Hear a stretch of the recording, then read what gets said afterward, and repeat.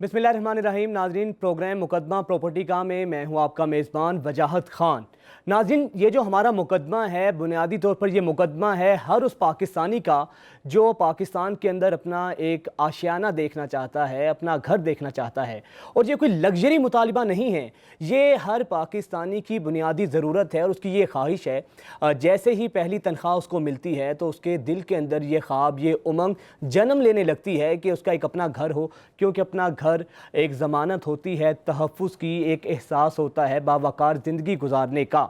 लेकिन बदकिस्मती से पाकिस्तान के अंदर डेवलपर्स के नाम पर कुछ ऐसे माफियाज़ हैं जो कि लोगों के इन ख्वाबों को ना सिर्फ पूरा होने में रुकावट डालते हैं बल्कि इन ख्वाबों को चकनाचूर कर देते हैं। वो लोग जो अपनी पूरी उम्र की उम्र भर की जमा पूंजी जो है, अपना पेट काट काट कर जमा करते हैं, बैरून मुल्क से पैसे यहाँ पर भेजते हैं, अपनी ज़रूरियात का जो है उनकी कुर्बानी देते हैं और कोशिश ये होती है कि वो कुछ हिस्सा कोई ज़मीन का ख़रीदें और अपना घर जो है वो ले सकें। लेकिन यहाँ पर डेवलपर्स के नाम पर कुछ ऐसे इस ख़ास तौर पर रियल एस्टेट के शोबे में कुछ ऐसे माफियाज़ हैं जो लोगों के घरों पर, लोगों की ज़मीनों पर नाजायज़ कब्ज़े करते हैं, उनको सुनहरे ख्वाब दिखाते हैं, बड़ी ज़बरदस्त हाउसिंग स्कीम्स जो हैं उनकी एंट्रेंस दिखाते हैं। लेकिन जब लोग वहाँ पर अपने ख्वाबों की ताबीर को अमली शक्ल देने के लिए पहुँचते हैं, अपने पैसे जमा कराते हैं, तो पता लगता है कि वो जगह ही गैर कानूनी थी, वो ज़मीन थी ही नहीं जिसके लिए उनसे पैसे लिए गए।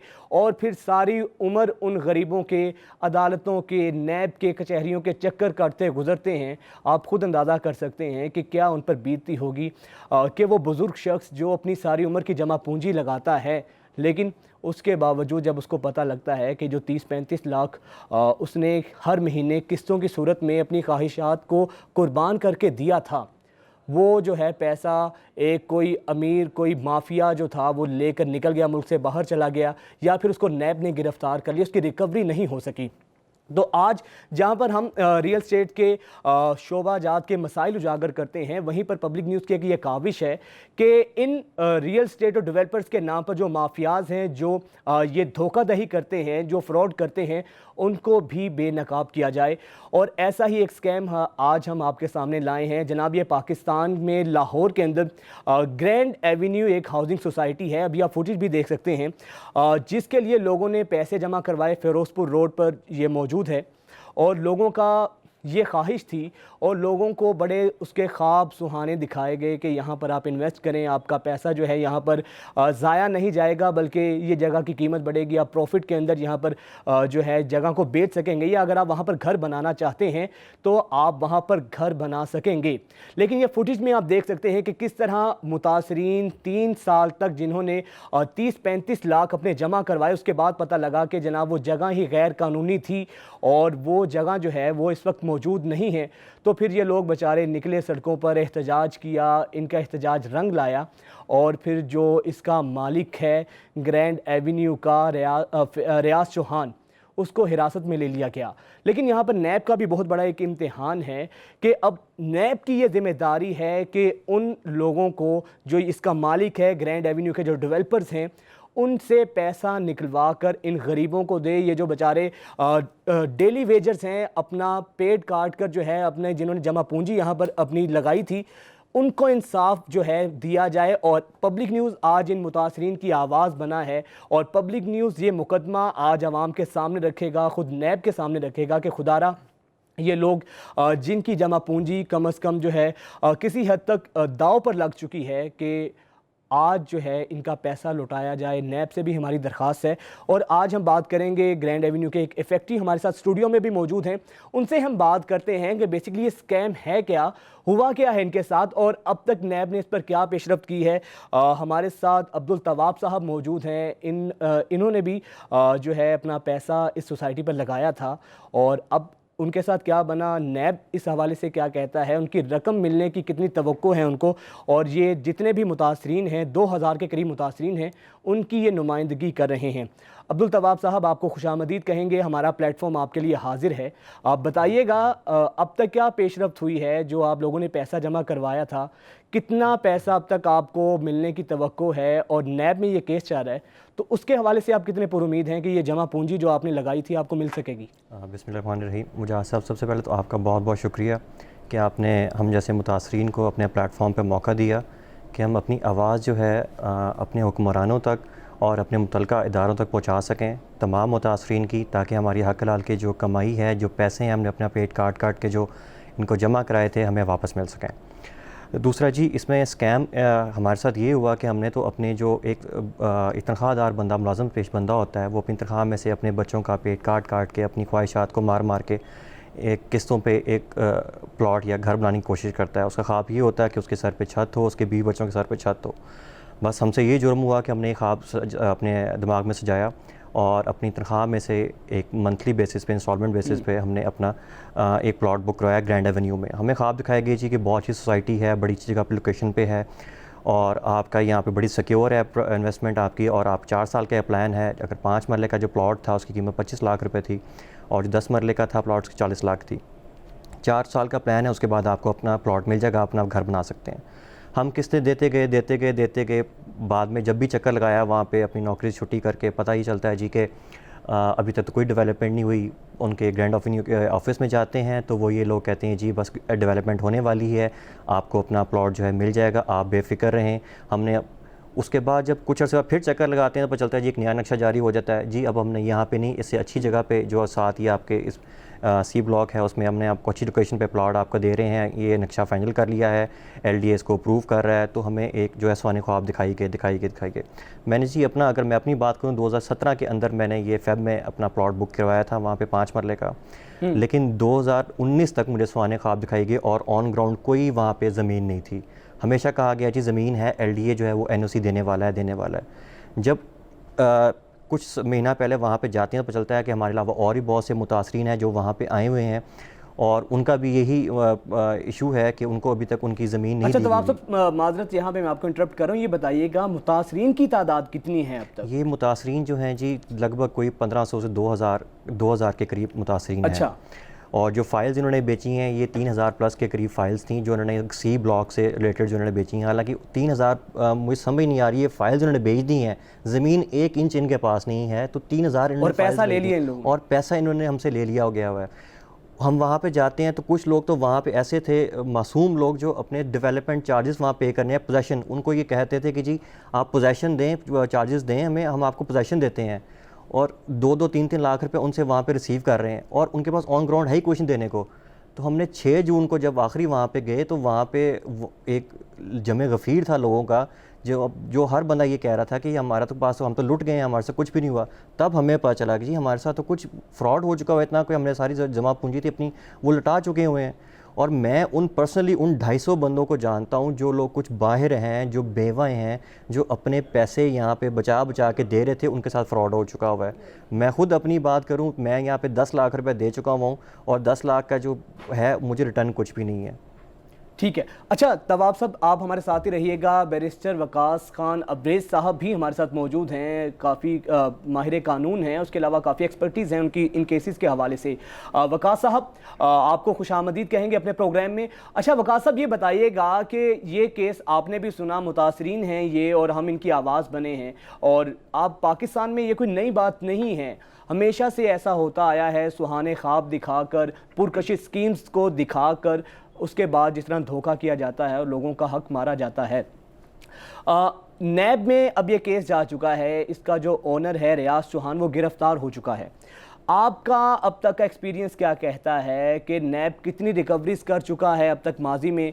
क्या ये रकम मिल पाएगी इन मुतासरीन को जो उनकी डूबी है इस वक्त? फिल वक्त उनकी डूब चुकी है रकम, और नैब के कवानीन क्या कहते हैं इस हवाले से? Thank you so much for taking my narrative on this specific issue. देखिए, नैब लॉज का जो सेक्शन 9 है that is very much clear in this regard.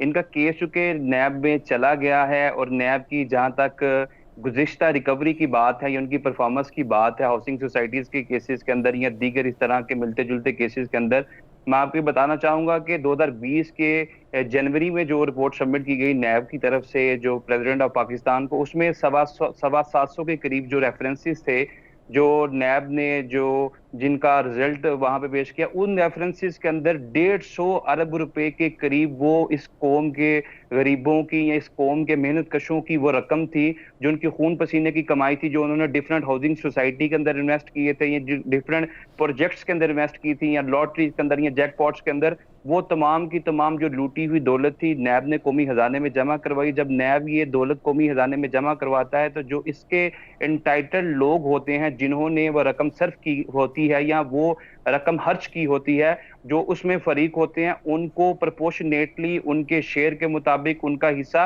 वापस कर दिया जाता है। क्योंकि नैब ऑर्डिनेंस का जो सेक्शन 9 है उसके अंदर ऐसे जो चीटर्स हैं, जो डिसीवर्स हैं, वो लोग जो फ्रॉड करते हैं, उनके लिए 14 साल सजा है।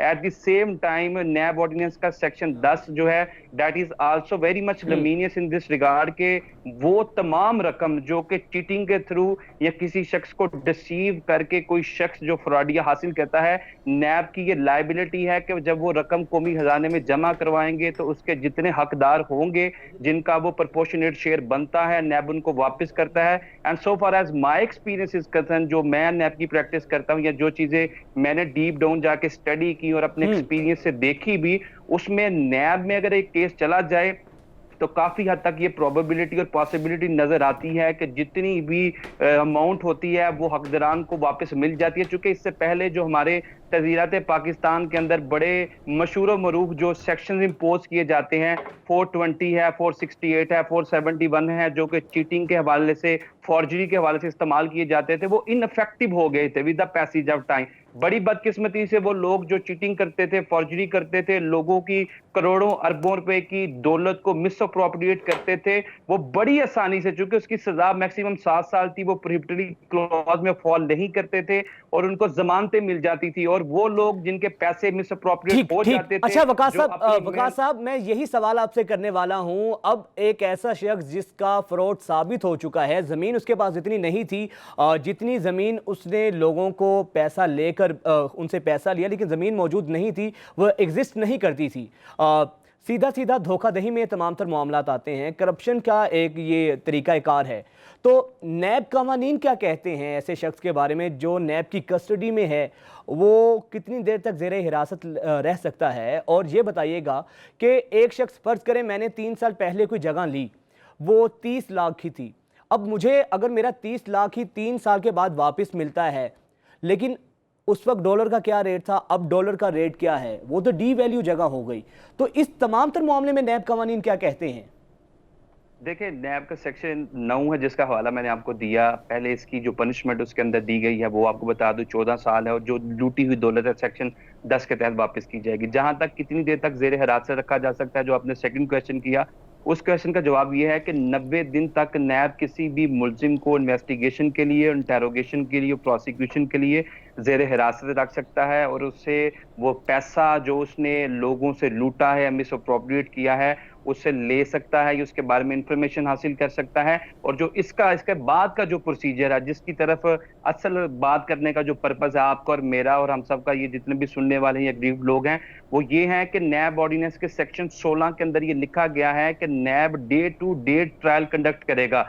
जब इनकी 90 दिन की इन्वेस्टिगेशन इंटेरोगेशन का प्रोसेस मुकम्मल होगा और तमाम शुबाहत सफाई मिसल पे आ जाएंगे, उसके बाद 30 दिन का प्रोसेस है जो नैब ऑर्डिनेंस के अंदर लिखा गया है कि day to day trial conduct किया जाएगा। और day to day trial conduct करने के बाद 30 दिन के अंदर नैब कोर्ट जो है वो मजाज है इस चीज की कि वो इसका फैसला दे और वो तमाम अग्रीव पार्टी, वो तमाम मुस्तगीस या कंप्लेनर्स जिनके पैसे को बड़ी बेदर्दी से दोनों हाथों से लूटा गया, उनके पैसों को कौमी खजाने में इन लोगों को कन्विक्ट करवा के जमा करवाए जाएं।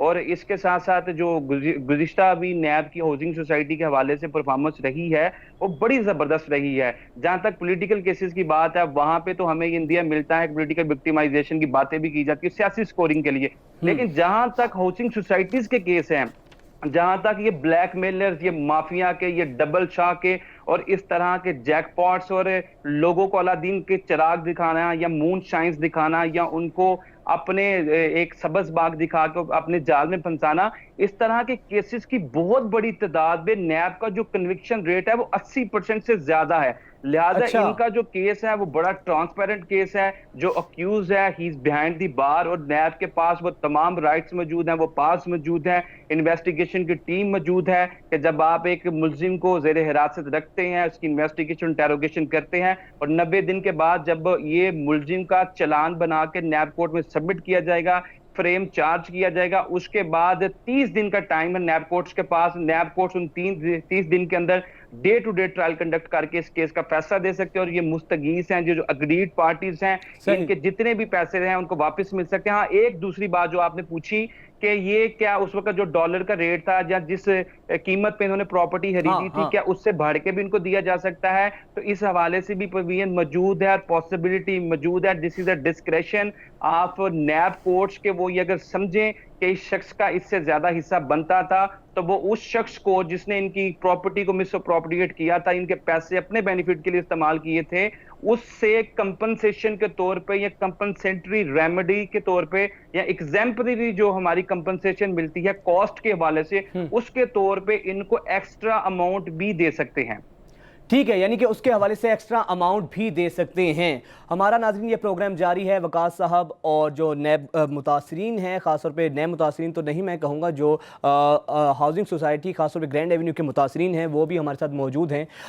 ये सब हमारे साथ ही होंगे। यहाँ एक ब्रेक लेंगे और ब्रेक के बाद वापस फिर यहीं से अपनी ट्रांसमिशन का आगाज़ करेंगे। एक दफ़ा फिर से प्रोग्राम में आप सबको खुशामदीद कहेंगे और बात हो रही है ग्रैंड एवेन्यू स्कैम की कि किस तरह जो है हमारे मुल्क के अंदर गरीबों की जमा पूंजी जो है उसका उस पर डाका मारा जाता है और किस तरीके से करप्शन की जाती है, और उसके बाद वो बेचारे पेशियां भुगतते रहते हैं, कभी नैब के दर पे, कभी अदालतों के चक्कर लगाते हैं, कभी कचहरियों के जो है ठोकरें खाते हैं। तो ये बड़ा एक अजीबो गरीब सा मामला है, और हमारा इस प्लेटफॉर्म के ज़रिए मकसद ये है कि ऐसे लोग जो कि जहाँ पर एक जानिब सरमायाकारों को राग़िब करना है इस अहम स्कीम की जानिब जो वज़ीर-ए-आज़म साहब ने कही, और रियल एस्टेट के शोबे में लोगों को जो है गाइडलाइन करनी है, और वहीं पर हमने वो तमाम स्कैम्स को भी उजागर करना है ताकि किसी गरीब का जो है हक ना मारा जा सके, और उसकी हम आज आवाज़ बने हैं ग्रैंड एवेन्यू के मुतासरीन की कि जो उनका पैसा डूबा है उसके हवाले से हम बात कर सकें। अब्दुल तवाब साहब और बैरिस्टर वकास अब्रेज़ साहब हमारे साथ मौजूद हैं। अब्दुल तवाब साहब, ये बताइएगा कितने इफ़ेक्टिव्स हैं इस स्कीम के और कितनी अमाउंट बनती है टोटल, अगर ये इसका हम मुख्तसर सा मुआवजना करें कि कितने पैसा अब तक फंसा हुआ है इनके पास? अगर हम सिर्फ सी ब्लॉक की बात करें जिसमें इफ़ेक्टिव मैं भी हूँ और मेरे साथ बहुत से लोग हैं, तो सी ब्लॉक की सिर्फ 2-2.5 अरब रुपए का सिर्फ स्कैम है ये सी ब्लॉक का। और पर्सनली जिन मैं लोगों को जानता हूँ 252 लोग हैं जिनको मैं जानता हूँ, उनकी अगर मैं अमाउंट को सम अप करूँ तो वो तकरीबन कोई 50 से 52 करोड़ रुपए के करीब है, 52 करोड़ रुपीज़। अब आप ये देख लीजिए कि ये 52 करोड़ रुपीज़ सिर्फ 250 लोगों के हैं, 252 लोगों के हैं। तो ये जो फाइल्स 3000 के करीब फाइल्स थी जिनको मर्ज वगैरह करके इन्होंने 2 प्लॉट्स को आपस में मर्ज कर दिया, 1800 के करीब जो फाइल्स रह गई हैं, तो ये तकरीबन कोई 2-2.5 अरब रुपए का ये स्कैम है। अच्छा, 2-2.5 अरब का ये स्कैम है, ठीक है। अच्छा वकास साहब, जिस तरह अभी हम बात कर रहे थे, आपके कुछ कवानीन की बात की कि नैब के अंदर पूरा एक निज़ाम है कि लोगों को उनकी जो अमाउंट है उसके ऊपर प्रॉफिट जो बनता है वो भी दिया जाता है, लेकिन हमने कुछ केसेस में ये देखा कि नैब की जानिब से 2-3 साल के चेक्स दे दिए जाते हैं, यानी कि मेरी 30 लाख अगर अमाउंट है तो 2 साल के चेक दे जाते हैं कि 8 माह के बाद एक चेक कैश होगा, फिर उसके 8 माह के बाद दूसरा चेक कैश होगा। तो ये तो तरीक़ाकार बिल्कुल मुतसादिम है नैब कवानीन से। तो नैब किस तरीके से इन मामलात को डील करता है, और ख़ासतौर पे जब प्ली बारगेन होती है तो इफेक्टिव्स का जितना नुकसान होता है उसको तलाफ़ी के बाद प्ली बारगेन होती है, नैब का जब दिल करता है वो प्ली बारगेन कर बैठता है? देखिए, प्री बार्गेनिंग तब की जाती है कि जब एक मुल्जिम जो है वो खुद कंपाउंड करना चाहे, वो खुद अपनी रजामंदी का इजहार करे, फिर प्री बार्गेनिंग की तरफ आते हैं। और अगर एक मुल्जिम जो सेहत जुर्म से इनकार कर गए और फिर ट्रायल में केस जाए, उसके खिलाफ तमाम शवाहिद मौजूद हो, तो कोर्ट अगर उसे कन्विक्ट करती है तो उससे हम कन्विक्शन कहते हैं। ये दोनों अलग अलग सेपरेट जो है ये टर्म्स हैं, लीगल टर्म्स हैं। और प्री बार्गेनिंग सिर्फ मुल्जिम की रजामंदी के साथ हो सकती है जब वो ये कन्फेस कर लेता है yes I have committed this offence, और उसके बाद वो जितनी भी लूटी हुई रकम है वो वापस करने के लिए तैयार हो जाता है। जब प्री बार्गेनिंग होती है ऐसे मामलात में नैब की हत्तुल मकान कोशिश यही होती है कि जितनी एक्चुअल अमाउंट थी अगर वो भी मिल जाए तो वो भी सोने पे सुहागा है। और एक्चुअल अमाउंट मिलने के बाद डेफिनेटली जब एक्चुअल अमाउंट मिलेगी तो एक्चुअल अमाउंट जितने भी इफेक्टिव्स होंगी, अग्रीव्ड पार्टीज होंगी, उनके हैंड ओवर कर दी जाएगी जो अमाउंट उन्होंने पे की थी और जिस अमाउंट के लिए उन्होंने नैब का दरवाजा खटखटाया था। जहां तक इसकी कंपनसेशन की बात है या एक्स्ट्रॉर्डिनरी रेमेडी की या कॉस्ट की बात है, जिस तरह सिविल केसेस के अंदर भी ये कॉस्ट जो मौजूद है कि कॉस्ट अगर आप लेना चाहें तो कोर्ट से आप इल्तिजा कर सकते हैं। लेकिन चूंकि हमारा जुडिशियल सिस्टम लोगों की जो तवक्कात हैं, जो एक्सपेक्टेशंस हैं इस लीगल फोरम से, लीगल सिस्टम से, लोगों की तवक्कात नहीं पूरी होती, हमारे डिलेइंग टैक्टिक्स का इस्तेमाल किया जाता है, तो फिर जो अग्रीड पार्टीज हैं उनकी भी यही कोशिश होती है कि खुदारा जो हमारी एक्चुअल अमाउंट है वो भी हमें वापस दे दो, हमें अदालतों के, हमें कोर्ट्स के धक्के ना खाने पड़े। और जब तहीरी हरबे इस्तेमाल किए जाते हैं फिर ना सिर्फ वुकला की फीसेस बढ़ती जाती हैं बल्कि जो क्लर्क्स की फीस हैं वो भी बढ़ती जाती हैं। और जो नैब के अंदर जो कोर्ट्स के अंदर उनके अहलकार हैं, उनके अहलमंद हैं, रीडर्स हैं, उनको भी वक्तन फौक्तन बड़ी बदकिस्मती से उनको भी पे किया जाता है। लेकिन जो नैब की प्रैक्टिस है वो इससे थोड़ी सी मुख्तलिफ है।